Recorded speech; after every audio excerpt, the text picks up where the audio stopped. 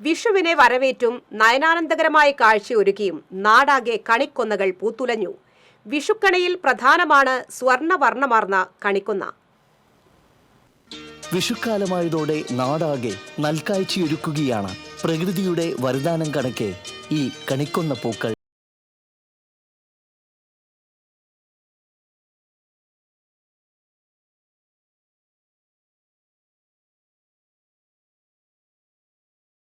കണിക്കൊന്നയില്ലാത്ത വിഷുക്കണി സങ്കല്പിക്കാൻ പോലും മലയാളികൾക്കാകില്ല. കണിക്കൊന്ന എന്ന പേര് ലഭിച്ചതും ഈ ആചാരത്തിൽ നിന്നാണ്.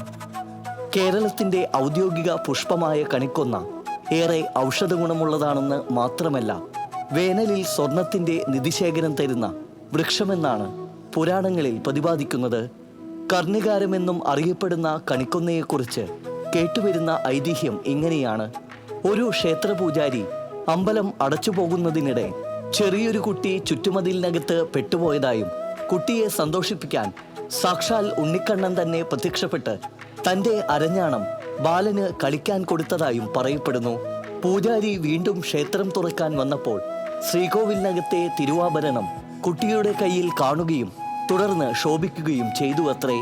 കരഞ്ഞുകൊണ്ട് കുട്ടി വലിച്ചെറിഞ്ഞ അരഞ്ഞാണം ചെന്ന് വീണത് തൊട്ടടുത്ത മരത്തിലാണ്. സ്വർണശോഭ വിടർത്തി കുലകുലയായി അത് പൂക്കളുടെ രൂപത്തിൽ മരം മുഴുവൻ തൂങ്ങിക്കിടന്നുവെന്നാണ് കണിക്കൊന്നയുടെ ഐതിഹ്യം. മേടപ്പൊന്നണിഞ്ഞ് പൂത്തുലയുന്ന കണിക്കൊന്ന പൂക്കൾ മറ്റേ കണിക്കോപ്പുകൾക്കൊപ്പം കണി കണ്ടുണർന്നാൽ മലയാളികളുടെ പുതുവർഷാരംഭത്തിൽ നന്മയും ഐശ്വര്യവും സമൃദ്ധിയും കൈവരുമെന്നാണ് വിശ്വാസം. വിഷുവിനെ വരവേറ്റ് നാടാകെ കണിക്കൊന്ന എന്ന രാജവൃക്ഷ ഇപ്പോൾ പൂത്തുലഞ്ഞ് നിൽക്കുകയാണ്. ഒപ്പം വിഷുക്കണിയെ സ്വർണ്ണവർണ്ണമാക്കുന്നതിനും ഐശ്വര്യം വാരി വിതറുന്നതിനും പ്രകൃതിയുടെ വരദാനം പോലെ നിലകൊള്ളുകയാണ് ഈ കർണികാരം. Cameraman Ashiq വേലൂരിനൊപ്പം Sreekesh Vellanikkara, TC Vinos.